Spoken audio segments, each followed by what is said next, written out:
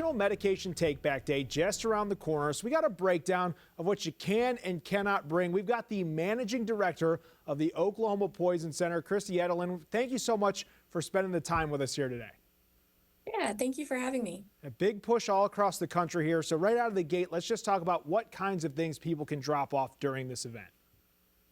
Yeah, so the Oklahoma Poison Center is really excited to partner with Walmart Neighborhood Market, the Oklahoma Bureau of Narcotics, and the Oklahoma County Sheriff's Department to have this medication take back event. We're going to have it at 2 convenient locations here in Oklahoma County. We will be set up from 10 to 2 on Saturday, October 25th to take back any unused, expired medications, and specifically the medications that we can collect at this event. Any expired or unwanted pills or patches. We can also take vape devices, but the batteries need to be removed from the device, so we can't accept them with the batteries. And then any liquids or creams in the original sealed container, all of those things will be accepted at the event. So you mentioned batteries in the devices. What other things maybe will you have to turn folks away for?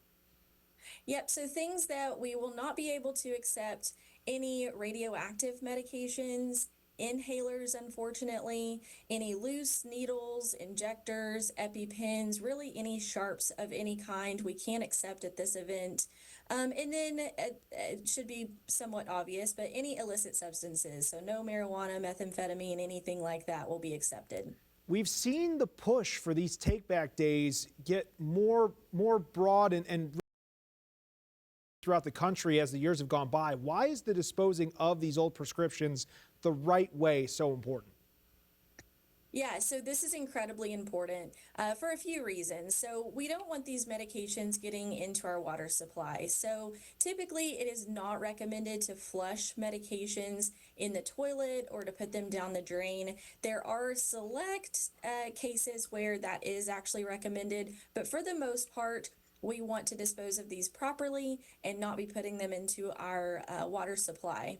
The other reason is keeping old medications around can lead to accidentally taking expired pills. So just having those bottles around just leads to the increase of accidentally taking the wrong medication or confusing doses, or even risking them falling into the wrong hands, such as kiddos in the home, so we don't want those around for our kids to get into, or people that are wanting to use them for abuse purposes. So lots of reasons as to why we want to make sure that these medications get disposed of properly and we're not keeping them in our home.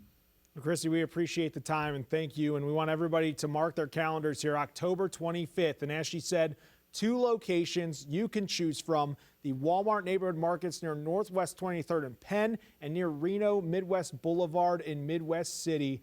We'll have all this information for you on our website as well, okcfox.com.